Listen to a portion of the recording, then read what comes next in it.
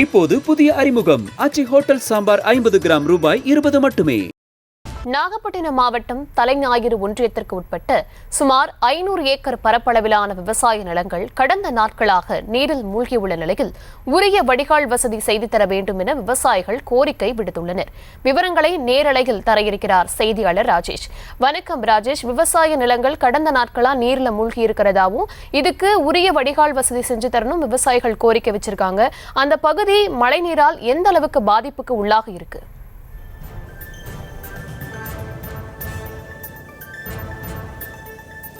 வணக்கம் தர்ஷினி. தற்போது நாம் நாகை மாவட்டம் தலைஞாயிறு ஒன்றியத்துக்கு உட்பட்ட அந்த பகுதிகளில் இருக்கிறோம். இந்த பகுதியை பொறுத்த வரைக்கும் பாத்தீங்கன்னா சுற்று வட்டாரங்கள்ல முழுவதுமாக பல இடங்கள்ல இந்த விளை நிலங்கள் இந்த நெற்பயிர்லாம் பாத்தீங்கன்னா 4 நாட்களாக தண்ணியில தான் பாத்தீங்கன்னா மூழ்கி இருக்கு. உடனே வாங்கி நாங்க கஷ்டப்பட்டு இந்த விதை நெல்ல விட்டு கொண்டு வந்து நாத்து நட்டு எல்லாம் பண்ணி வச்சிருக்கோம். ஆனா 4 நாளா தண்ணி பாத்தீங்கன்னா ஃபுல்லா வந்து தலைக்கு மேல இருக்கு. அந்த பயிர்கள் மொத்தமே மூழ்கி போயிருக்கு அப்படின்னு சொல்லி விவசாயிகள் கடும் வேதனையில இருக்காங்க. ஒவ்வொரு வருஷமும் இந்த மாதிரியான பிரச்சனை ஏற்படுது அப்படின்னு சொல்லி இந்த தலைஞாயிறு ஒன்றியத்தில் இருக்கக்கூடிய விவசாயிகள் வேதனைப்படுறாங்க. இந்த பிரச்சனைக்கு உண்மையான காரணம் என்ன, ஏன் இந்த பிரச்சனை வருஷம் ஏற்படுது அப்படிங்கறத நம்ம விவசாயிகிட்டே கேட்டு தெரிஞ்சுக்கலாம். ஐயா வணக்கம். இப்ப ஒவ்வொரு வருஷமும் இந்த மாதிரி பிரச்சனை ஏற்படுறதா சொல்றீங்க, என்ன பிரச்சனை, எதனால ஏற்படுது? வணக்கம் சார். நாங்க நாகை மாவட்டம் வேதாரண்யம் வட்டம் தலைஞாயிறு ஒன்றியம் நால்வேதபதி கிராமத்திலிருந்து பேசுறோம். இது கொடிசித்திப்பாலம் அருகில நாங்க விவசாயம் பண்ணிட்டு இருக்கிறோம்.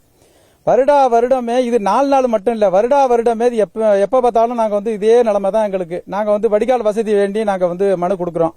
சாதாரண கிராம சபை கூட்டத்திலிருந்து கலெக்டரேட் மனுவிலிருந்து சிஎம்சில் அவங்க தமிழக முதல்வர் புகார் மனு வரைக்கும் கொடுத்துட்டோம். எந்த விதமான இதுவும் எங்களுக்கு நடக்கல. இது வரைக்கும் நாங்க எங்களோட ஆடு மாடெல்லாம் வித்து தாலிய வரைக்கும் அதுல சாவடி பண்ணி தான் பாக்குறோம். வரப்பு மடிக்கிறது, நெல்லு தெளிக்கிறது எல்லாமே பண்ணி பாக்குறோம். ஆனா எந்த விதமான தீர்வு இல்லை. ஏன் தான் எங்களை பாராமுகம் பாக்குறாங்கன்னு எங்களுக்கு தெரியல. இதே போல நீடிச்சுக்கிட்டதுன்னா நாங்க எல்லாம் ஒரு மட்டமா நாங்க நாலுவேதபதி கிராமத்தில் உள்ள விவசாயி எல்லாம் மருந்தை குடிச்சிட்டு இங்கே படுத்துறோம். நீங்க எல்லாம் கொண்டு போய் ஏதாவது பண்ணிடுங்க. நாங்க வருடம் நாங்க அது கோடை காலத்துல நாங்க அதுக்காக போராடுறோம். எங்க பார்த்தாலும் பேப்பர் கொடுத்துக்கிட்டு தான் இருக்கிறோம். ஆனா அவங்க அதுக்கான தீர்வு இது வரைக்கும் கிடைக்கவே இல்லை.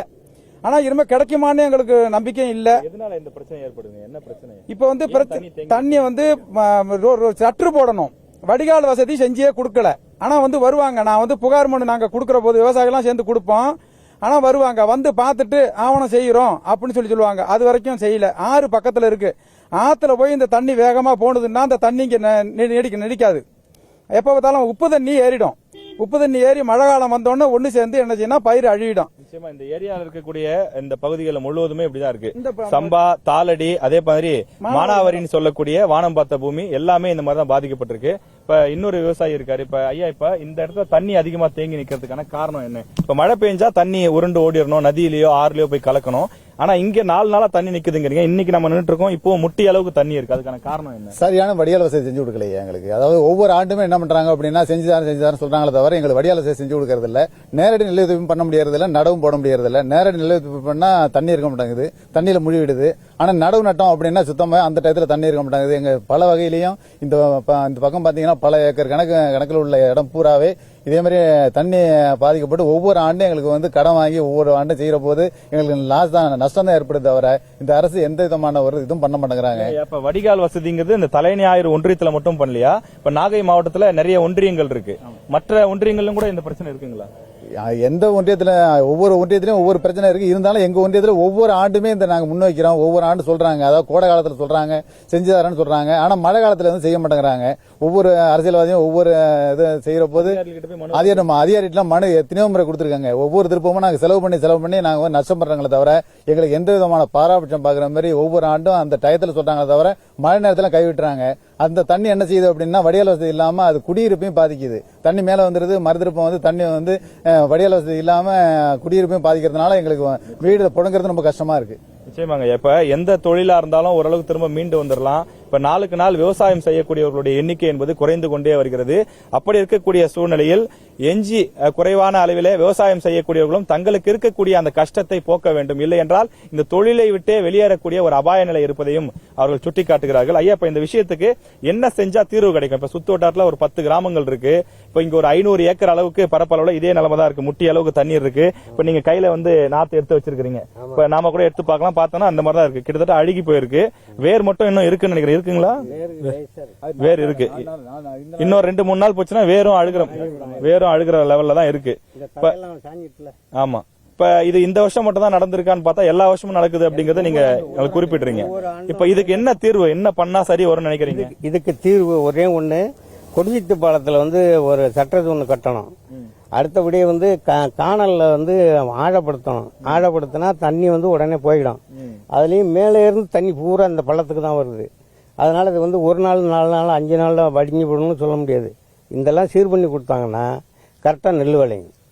அதுதான் இது. நிச்சயமா மாவட்ட நிர்வாகம் எல்லாமே மாவட்ட நிர்வாகமும் முதலமைச்சர் இது கவனத்தில் எடுத்து எங்களுக்கு கட்டி கொடுக்கும். நிச்சயமா நிச்சயமா நிச்சயமா. உழுதுண்டு வாழ்வாரே வாழ்வர் என்று சொல்லி திருவள்ளுவர் குறிப்பிடுகிறார். மற்றவர் எல்லாம் அவர் பின்னால் செல்ல வேண்டும் என்பதை வள்ளுவர் வலியுறுத்துகிறார். மிக மிக சிறப்புமிக்க முதன்மை தொழிலான விவசாயம் அரிதாகி வரக்கூடிய சூழ்நிலையில் விவசாயிகள் வாழும் தெய்வங்களாக இருக்கிறார்கள். அவர்கள் சேற்றில் கால் வைத்தால்தான் நாம் சோற்றில் கை வைக்க முடியும் என்பது மறக்கவே முடியாத, அனைவராலும் ஏற்றுக்கொள்ளக்கூடிய ஒரு முக்கியமான வரிகள்.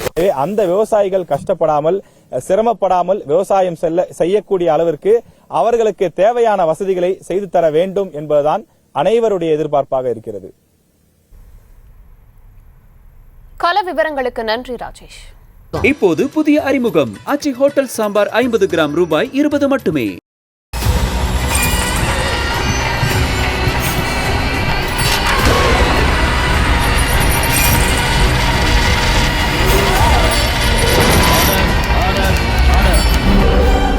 குற்றங்களின் மறுபரிமாணம் நிகழ்தகவு நமது நியூஸ் தமிழ் தொலைக்காட்சியில் விரைவில்.